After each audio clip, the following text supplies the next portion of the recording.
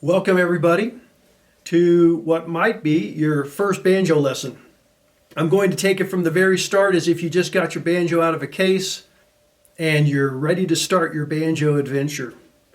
This is a 5-string banjo, and I play it in the Scruggs-style or 3-fingered style, which means you have a metal pick on these 2 fingers usually and a plastic pick on your thumb. So here is a selection of thumb picks and finger picks. This one here is called a clown pick because of all the different colors. It's a plastic thumb pick. Here are 2 different versions of the blue chip pick. Blue chip has the steel band, which is adjustable to your thumb, which is nice. Plastic ones, you may have to try a couple of different sizes till you get the right size that works for your thumb. There's a national tortoiseshell because of the color. It's not actually tortoiseshell, but it is that color. Here's a Zucchi's pick, and you can see the blade there is twisted a little bit. So they come in different models, different brands, and just try a few out and see which one you like. Here are the Scheller picks or Scheller picks. Stainless steel. Here's a Pro pick. Angled, which means the blade, if you look at it, it's hard to tell on the camera angle here, but the blade is tilted a little bit one way to help your attack on the banjo string. It meets the banjo more perpendicularly. And here is a, looks like an old Dunlop set of picks that I had. The Pro picks are nice. They've got the double bands on them, so you can have a little bit more adjustability in the way it fits on your fingers, and that's nice. Experiment with the picks and the sizes. You want it to fit snug on your fingers and thumb, but not so tight that it cuts off your circulation. It might take you a while to get used to having these picks on your fingers. If you're going to play Scruggs-style driving bluegrass, you pretty much have to have the picks on. The finger pick bands are adjustable. You can pull them out and in because they're metal. You can shape them to the size of your finger, and that's the way you're supposed to do it. These are some Sammy Scheller picks, and they are stainless steel, a little bit more expensive than your typical steel or nickel. And you have brass picks as well. Starting out, it's not that important. Just try to get them to fit on you right. If you look at mine, the shape of the blade here, I don't bend mine back as much as Scruggs did, and some players do. Kind of leave the natural curve of the pick as it comes to me there. I might bend it back just a little bit, but you can shape this to fit around your finger. And that's kind of the way Earl did, I think, and a lot of other players. The reason I don't do that is that I play guitar also, and I tend to have some fingernails sticking out here. And if I bend this back to shape to the tip of my finger, sometimes when I'm playing, my fingernail will actually strike the string. So I've learned to play like this, but it's up to you how you want to bend the end of the pick. The notes of the 5-string banjo, when you're tuned to an open G tuning, are going to be the top short string is a G, followed by a D, and a G again, a lower octave G, and then your second string B, and your first string is a D. Now let's talk about numbering the strings, because this might be new to you as well. We have 5 strings, we number them 1 through 5. The first string is the closest string to the ground. So think of it as floors on a building. Okay, first floor is down low to the ground, then second, third, fourth, and fifth. And the reason that's not really intuitive is that sometimes you look down and the first string you see, the closest to your eyeball, is the fifth string. So make sure that you call that the fifth string and not the first. Let's talk about how you're going to place your hand on the banjo head. The traditional wisdom is to plant these two fingers, your pinky and your ring finger, on the head of the banjo, lightly touching them. If you push too hard, you can actually change the pitch of the note. Listen to this.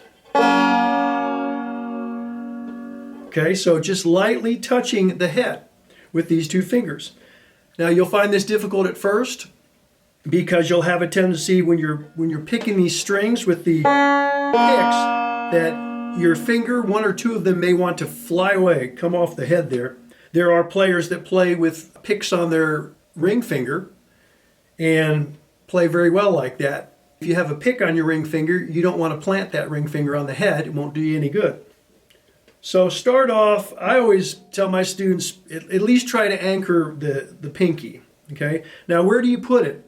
Because if you look at a lot of banjo players' heads, people who play a lot, you'll see this worn out area up and down here. Part of that is because as you play, you might want to slide your whole position of your hand up to this part of the head. Listen to the difference in tone here and here. It's a lot brighter as you get closer to the bridge. So I would suggest putting your pinky finger as close as you can to the bridge here, but without touching it. If you touch it, you're going to mute the tone a little bit of the banjo. And then if you can, get your ring finger down as well, right there. And let's begin. You've got your anchor down, you're ready to go. Initially, we're not going to worry about chords with your fretting hand here. We're just going to worry about the roll because the rolls are very important to banjo playing. What is a roll? A roll is a sequence of notes played by your fingers. Let's start by plucking your middle finger on the first string. Just try that.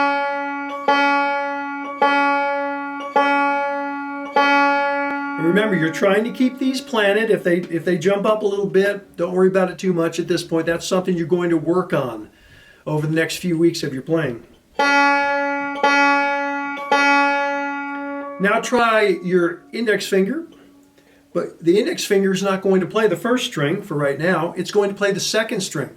This might be a little bit more challenging because the second string has a string on either side of it. So if you're not careful, you end up hitting more than one string, which we don't want.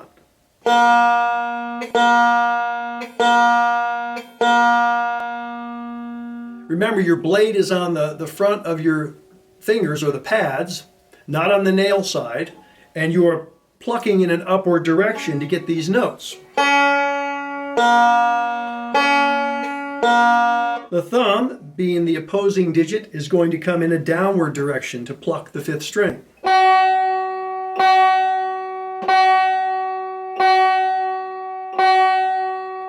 You'll also notice that I'm trying to keep these fingers that are not being used in a curved position close to the string. A lot of beginners have a tendency to want to straighten them out and get them out of the way so you can kind of see what the other finger might be doing. You want to develop a habit of keeping those fingers close to the string, even when you're not playing them, because it's obvious that the closer the finger is to the string, the quicker it can get to the string when you start playing these rolls and trying to increase your speed.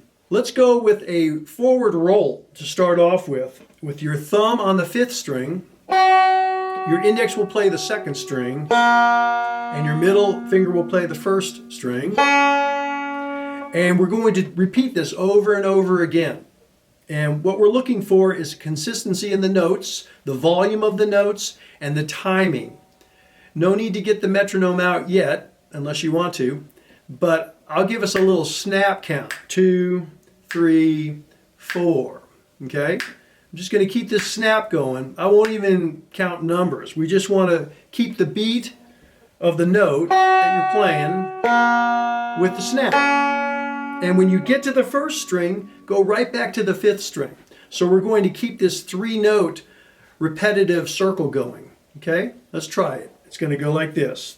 1, 2, 3, 4. How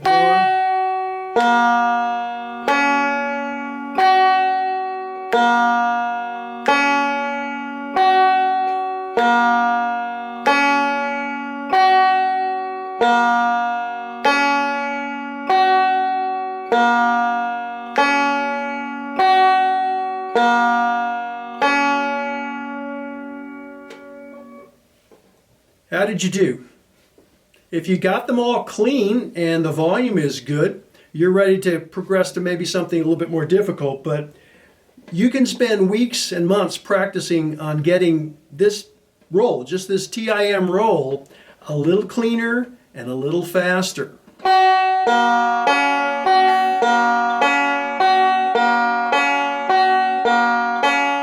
Remember, the notes, you're trying to get them very even, right now anyway, for this exercise. Bum, bum, bum, bum, bum, bum, bum, bum, bum, bum, bum,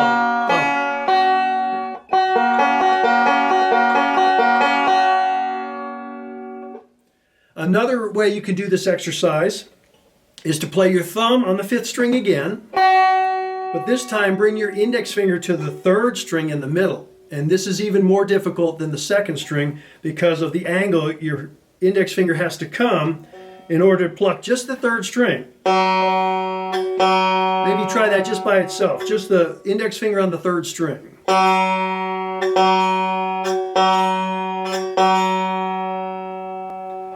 Another thing that I haven't mentioned yet, you might notice I've got this natural curve in my wrist, okay? The forearm and the hand are not flat. They're angled a little bit.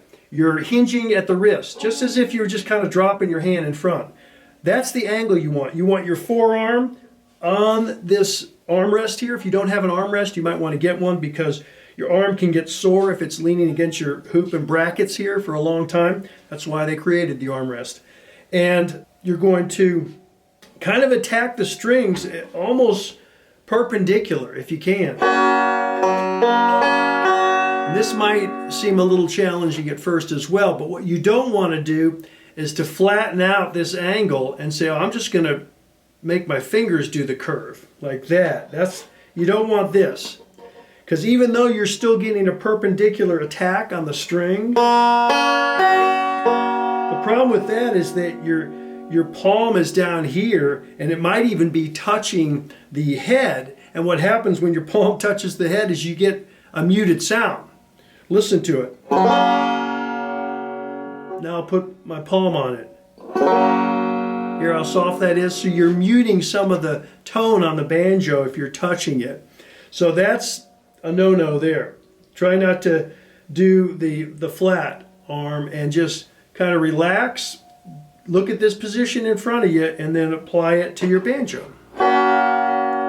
So let's go back to this thumb on the 5th string, index on the 3rd string, and middle on the 1st string. And we're going to try that. That'll be the last one for today. And after this, you're ready for my first banjo lesson in the series, The Easiest Banjo Roll. And I'll put a link to that and a picture of it here on the screen. And that's a series of 9 or 10 videos that will take you from what we're doing here to playing banjo. So I hope you check those out too. But let's do this 5, 3, 1. Now remember, when I say 5, 3, 1, I'm talking strings. 5th string, 3rd string, 1st string. I may also say T, I, M, and that means thumb, index, middle. So your thumb hits the 5th string, index hits the 3rd, middle hits the 1st. And we're off. Let's try it. I'll give us a count in again. It's important to stay in time throughout this exercise. Here we go. 1, 2, 3, 4.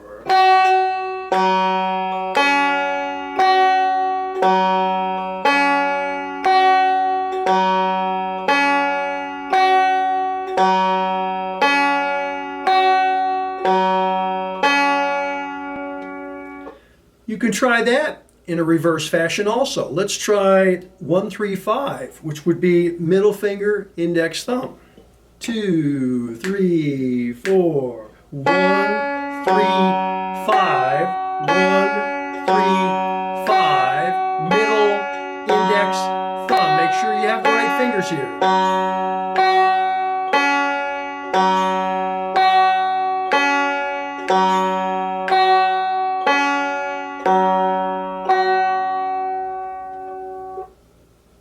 Good luck with it. Leave some comments below. Be sure to like and subscribe, please, if you enjoyed this video and want to see more.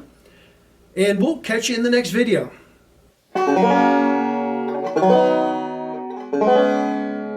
Thank you.